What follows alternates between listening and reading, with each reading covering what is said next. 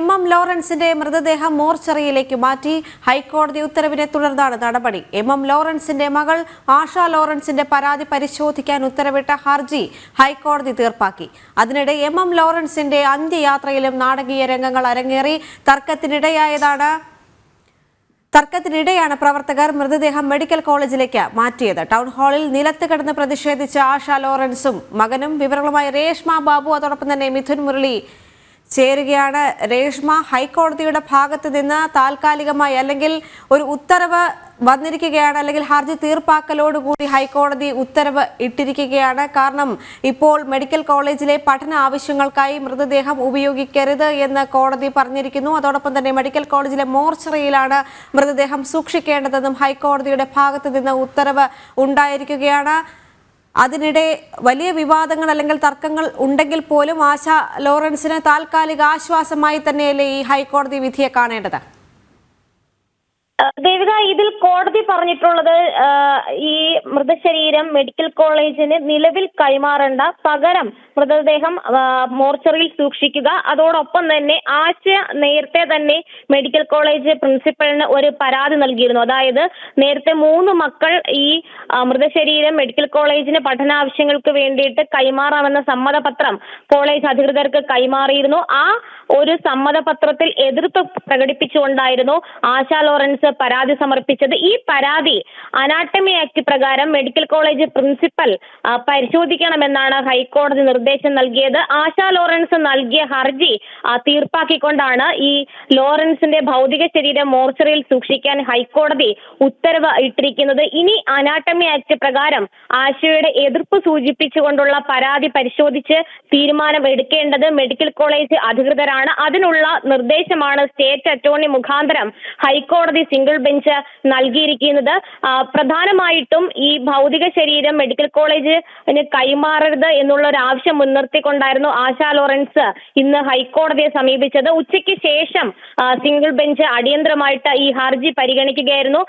ഹർജി പരിഗണിച്ച ആദ്യഘട്ടത്തിൽ തന്നെ ഹൈക്കോടതി ഉന്നയിച്ച ഒരു പ്രധാനപ്പെട്ട ചോദ്യം എന്ന് പറയുന്നത്, മൃതശരീരം ഇത്തരത്തിൽ മെഡിക്കൽ കോളേജിന് കൈമാറണമെന്ന രീതിയിൽ ഏതെങ്കിലും എഴുതപ്പെട്ട രേഖയായിട്ട് ലോറൻസ് നൽകിയിട്ടുണ്ട് എന്നുള്ളതായിരുന്നു. അതിന് ആശ ലോറൻസ് നൽകിയ മറുപടി, അത്തരം ഒരു രേഖകളൊന്നും തന്നെ ഇതുമായി ബന്ധപ്പെട്ട് എവിടെയും പങ്കുവെക്കപ്പെട്ടിട്ടില്ല എന്നുള്ളതായിരുന്നു.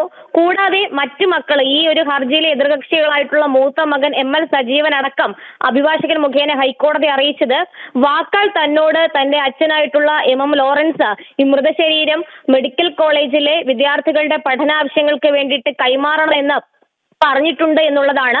ഇത് സംബന്ധിച്ച് ആധികാരികമായിട്ടുള്ള രേഖകളൊന്നും ഇല്ലാത്തൊരു സാഹചര്യത്തിലാണ് മോർച്ചറിയിൽ തൽക്കാലത്തേക്ക് മൃതശരീരം സൂക്ഷിച്ചുകൊണ്ട് അനാട്ടമി ആക്ട് പ്രകാരം മെഡിക്കൽ കോളേജ് പ്രിൻസിപ്പൽ തീരുമാനം എടുക്കണമെന്ന് ഹൈക്കോടതി ഉത്തരവിട്ടിരിക്കുന്നത്. ഈ അനാട്ടമി ആക്ട് എന്ന് പറയുന്നത് ഈ മൃതശരീരം മെഡിക്കൽ കോളേജിലെ പഠനാവശ്യങ്ങൾക്ക് വേണ്ടിയിട്ട് കൈമാറ്റപ്പെടുമ്പോൾ പാലിക്കേണ്ട നിയമവ്യവസ്ഥകളാണ്. ആ വ്യവസ്ഥകൾക്കനുസരിച്ച് മാത്രമേ ഈ മൃതശരീരങ്ങൾ കൈമാറ്റം ചെയ്യപ്പെടാൻ പാടുള്ളൂ എന്നുള്ളതാണ്.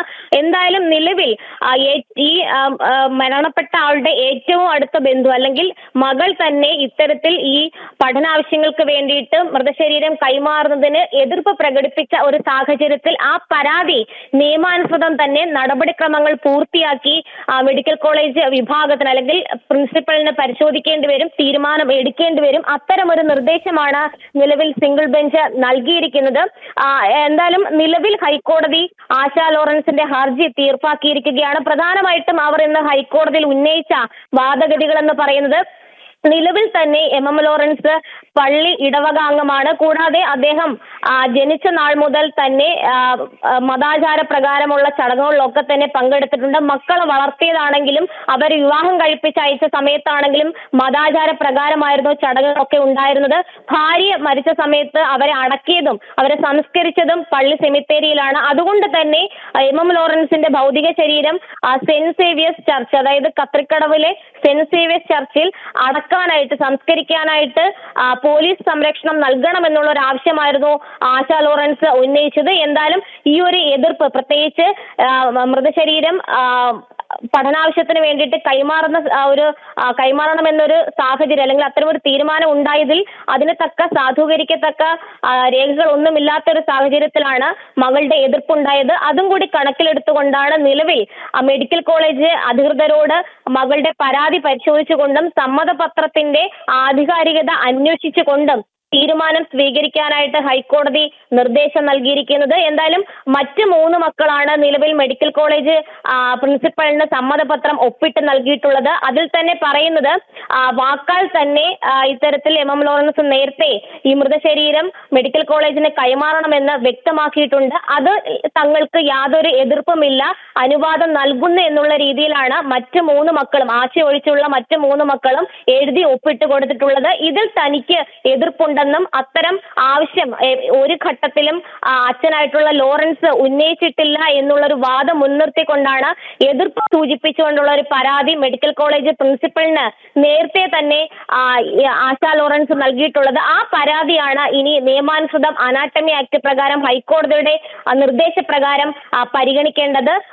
മെഡിക്കൽ കോളേജ് അധികൃതരുടെ തീരുമാനത്തിന് അനുസരിച്ചായിരിക്കും ഇനി മുന്നോട്ടുള്ള നീക്കങ്ങളൊക്കെ തന്നെ ഉണ്ടാകുക. സ്വാഭാവികമായിട്ടും അനുകൂലമായിട്ടുള്ള ഒരു തീരുമാനം ഇക്കാര്യത്തിൽ മെഡിക്കൽ കോളേജ് അധികൃതരുടെ ഭാഗത്തുനിന്നും ഉണ്ടായിട്ടില്ല എങ്കിൽ ആശാ ലോറൻസിന് വീണ്ടും കോടതിയെ സമീപിച്ചുകൊണ്ടുള്ള നീക്കങ്ങളൊക്കെ തന്നെ നടത്തുകയും ചെയ്യാം.